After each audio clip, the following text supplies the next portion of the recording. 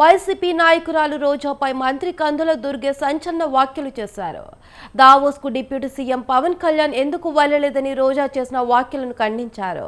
రాజమండ్రిలో మంత్రి దుర్గేష్ మీడియాతో మాట్లాడారు. కేబినెట్లో అందరినీ దావోస్ తీసుకుని వెళ్లారని అన్నారు. రోజా అవగాహన రాహిత్యంతో చేస్తున్న వ్యాఖ్యలన్నీ కొట్టిపారేశారు.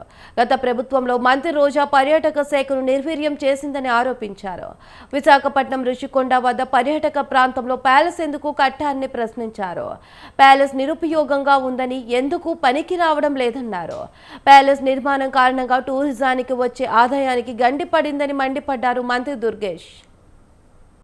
పంచాయతీరాజ్ శాఖ, ఫారెస్ట్ శాఖ ఇవన్నీ చూస్తున్నటువంటి పవన్ కళ్యాణ్ గారు దానికి అవసరం ఉన్నా లేకపోయినా వెళ్ళటం అనేది కాదు కదా ప్రధానం. దానికి వెళ్ళలేదని అడిగేంత రైట్ మాత్రం ఎటువంటి పరిస్థితుల్లో రోజా గారికి లేదు. ఇప్పుడు మొత్తం క్యాబినెట్ని తీసుకెళ్లారు కదా, మొత్తం క్యాబినెట్ వెళ్ళరు కదా, ఎందుకు దీని మీద పెద్ద ఇష్యూ చేయడం?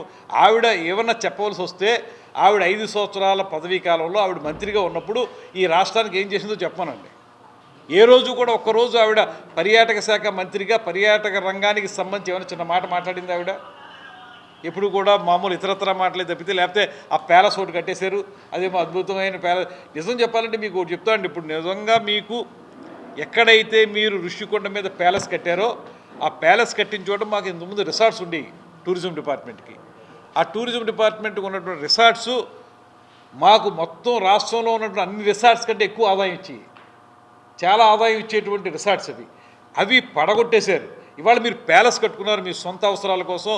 మీరు అద్భుతంగా ఒక రాజప్రసాదాన్ని కట్టుకుని ఒక మహారాజులు అక్కడ ఉండడం కోసం కట్టుకున్నారు.